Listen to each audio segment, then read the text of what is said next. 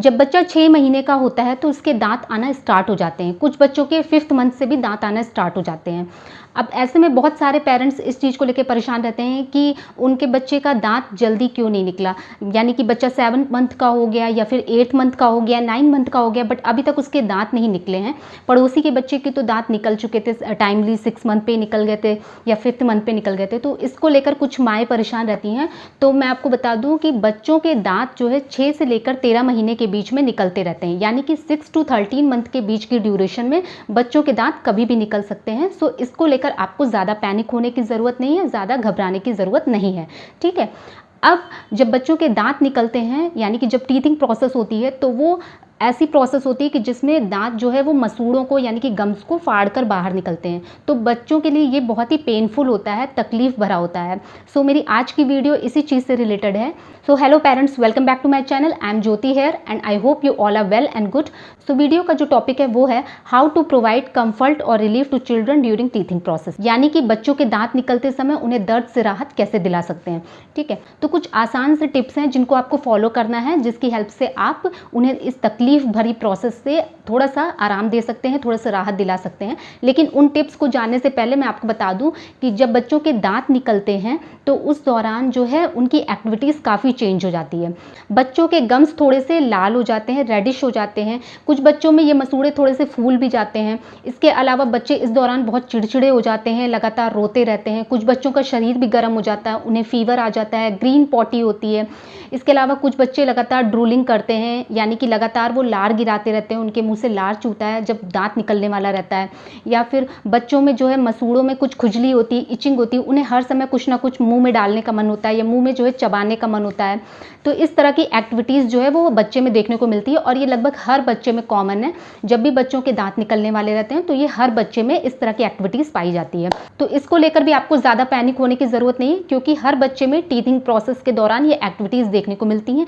ये भी teething journey का एक हिस्सा होता है। तो अब मैं आपको वो टिप्स बताने वाली हूँ जिसकी हेल्प से अगर आपके बच्चे का दांत निकलने वाला है तो आप शुरुआत से ही अगर इन टिप्स को फॉलो करेंगे तो बच्चे को इस दौरान होने वाले दर्द से काफ़ी राहत मिलेगी, उसका दर्द काफ़ी हद तक कम हो जाएगा। तो इन 6 टिप्स को आपको बहुत ध्यान से सुनना है और चैनल पर न्यू है, अब तक इसे सब्सक्राइब नहीं किया तो चैनल को सब्सक्राइब ज़रूर से कर लीजिए, क्योंकि द मॉम्स कनेक्शन पे आपको पेरेंटिंग की ऐसी ही इन्फॉर्मेटिव वीडियोस देखने को मिल जाएंगी। और साथ ही नोटिफिकेशन बेल को ऑन कर लीजिए ताकि कोई भी अपडेट आपसे मिस ना हो। तो आइए जानते हैं कि वो टिप्स क्या क्या हैं। तो देखिए, सबसे पहले आपको बच्चे के आसपास के एरिया में हाइजीन मेंटेन करना बहुत ज़रूरी है, यानी कि साफ़ सफाई का बहुत ध्यान रखना। क्योंकि बच्चे जब छोटे रहते हैं, जब उनके दांत निकलने वाले रहते हैं, तो इस दौरान उनके मसूड़ों में खुजली होती है, इचिंग होती है, जिससे उन्हें हर चीज़ मुंह में डालने का मन होता है। उनके आसपास कुछ भी पड़ा रहेगा वो उसको उठाकर मुंह से बाइट करने की कोशिश करेंगे, मसूड़ों से दबाने की कोशिश करेंगे।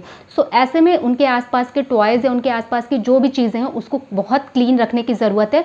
और इसके साथ साथ जब उन्हें कुछ नहीं मिलता तो वो अपने हाथ को या अपनी फिंगर्स को ही इस्तेमाल करते हैं, वो उसी को मुंह में लेकर बाइट करने लगते हैं। तो उनकी उंगलियों को भी आपको ध्यान रखना, उनके हाथों को बिल्कुल क्लीन रखना है ताकि कोई भी जर्म्स इसके थ्रू उनकी बॉडी में एंटर ना कर पाए।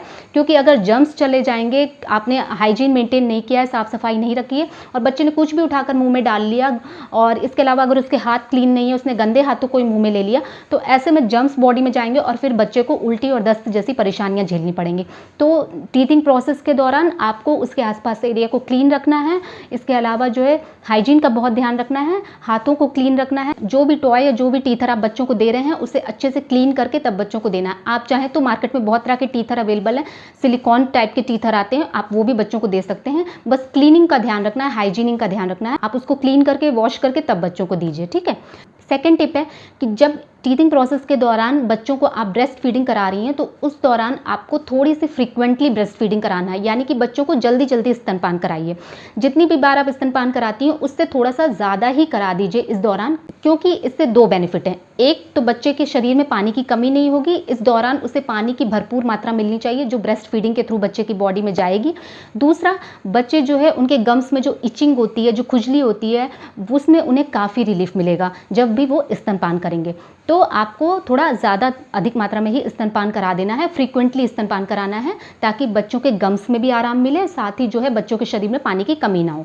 थर्ड टिप है, बच्चों को जो भी टॉय या जो भी टीथर आप मार्केट से ला के दे रहे हैं उसको बच्चों को देने से पहले आप फ्रिज में रख दीजिए क्लीन करके, एंड थोड़ी देर के लिए उसे 5 से 10 मिनट फ्रिज में छोड़ दीजिए। जब वो ठंडा हो जाए तब आप उसे निकाल कर बच्चे को दीजिए। ठंडे टॉय या ठंडे टीथर जब आप बच्चों को देंगे और बच्चा अपने गम से उन टीथर को या टॉय को जो है प्रेस करेगा, बाइट करेगा, तो उसके मसूड़ों में काफ़ी आराम मिलेगा।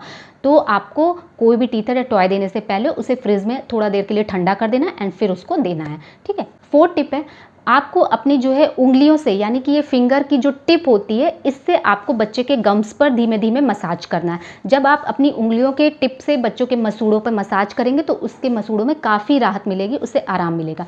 इसके अलावा अगर आप फिंगर की हेल्प से मसाज नहीं करना चाहते हैं डायरेक्टली, तो आप एक कॉटन का कपड़ा लीजिए जिसमें रेशे ना हो, बहुत ज़्यादा साफ़ सुथरा कपड़ा हो, उसे ठंडे पानी से धो लीजिए और फिर आप उसको फिंगर पर लपेट के उसकी हेल्प से बच्चे के गम्स पर मसाज करिए। बच्चे के मसूड़ों में काफ़ी राहत मिलेगी, उसे इस दौरान अच्छा लगेगा। 5th टिप है, आपको गाजर या खीरा लेना है, उसको पतला पतला लंबे लंबे स्लाइसेस में कट कर लेना है एंड देन फिर उसको फ्रिज में रख देना है ठंडा होने के लिए। अब जब भी बच्चों के मसूड़ों में कुछ खुजली हो या इरिटेशन उन्हें फील हो रहा हो या कुछ उन्हें बाइट करने का मन हो रहा है, तो आपको ये गाजर या खीरा फ्रिज से निकालना है और उनको दे देना। बच्चे से एक टॉय समझकर प्रेस करेंगे, बाइट करेंगे अपने मसूड़ों से एंड अगेन उनके मसूड़ों को काफ़ी रिलीफ मिलेगा। ठीक है। 6th एंड लास्ट टिप है, टीथिंग प्रोसेस के दौरान बच्चों को ताकत की भी ज़रूरत होती है, उन्हें एनर्जी चाहिए रहती है, इसलिए आपको उन्हें दाल का पानी ज़रूर पिलाना है। आप चाहें तो उबले हुए आलू को मैश करके बच्चों को खिला सकते हैं, दही खिला सकते हैं, फ्रूट्स को मैश करके खिला सकते हैं, फ्रूट्स का जूस निकाल कर बच्चों को दे सकते हैं। इससे बच्चों के शरीर में एनर्जी बनी रहेगी जो उन्हें चाहिए रहती है। इसके अलावा आप चाहें तो ग्राइप वाटर दे सकते हैं डॉक्टर से अपने कंसल्ट करके। मैंने भी जो है धृति को कुछ टाइम तक ग्राइप वाटर दिया था, ज़्यादा तो नहीं, मतलब 1-2 मंथ तक मैंने उसको ग्राइप वाटर दिया था टीथिंग प्रोसेस के दौरान। तो आप भी अपने बच्चे को ग्राइप वाटर दे सकते हैं। ये एक डाइल्यूशन होता है जिससे बच्चे के शरीर में पानी की कमी नहीं होती है। इसके अलावा आपको उसे लगातार पानी अच्छी मात्रा में देते रहना है, ब्रेस्ट फीडिंग अच्छे से कराना है ताकि बच्चे के शरीर में पानी की कमी ना हो और उसे उल्टी और दस्त जैसी परेशानियों का सामना ना करना पड़े। बच्चे के शरीर में एनर्जी बनी रहनी चाहिए। ठीक है। सो ये ऐसे 6 इंपॉर्टेंट टिप थे जो आपको बच्चे के दांत निकलते समय फॉलो करना बहुत ज़रूरी है। इससे आपके बच्चे की जो टीथिंग प्रोसेस है वो काफ़ी हद तक रिलीफ वाली हो जाएगी, काफ़ी हद तक उसे दर्द से राहत मिलेगा और ये जर्नी उसके लिए आसान हो जाएगी। ठीक है। तो आपको यही चीज़ों को फॉलो करना है एंड वीडियो अगर आपको अच्छी लगी हो तो प्लीज़ एक लाइक ज़रूर कर दीजिएगा और साथ ही अगर आपको इससे रिलेटेड कोई क्वेश्चन है, कोई क्वेरी है तो कमेंट सेक्शन में लिख कर बताइए एंड जो भी आपका एक्सपीरियंस है आप वो भी जो है कमेंट सेक्शन में लिख कर बता सकते हैं। इसके साथ ही इस वीडियो को ज़्यादा से ज़्यादा पेरेंट्स के साथ शेयर करें और चैनल को सब्सक्राइब करना बिल्कुल ना भूलें। तो चैनल को सब्सक्राइब कर दीजिए। मिलते हैं नेक्स्ट वीडियो में, तब तक के लिए बाय बाय।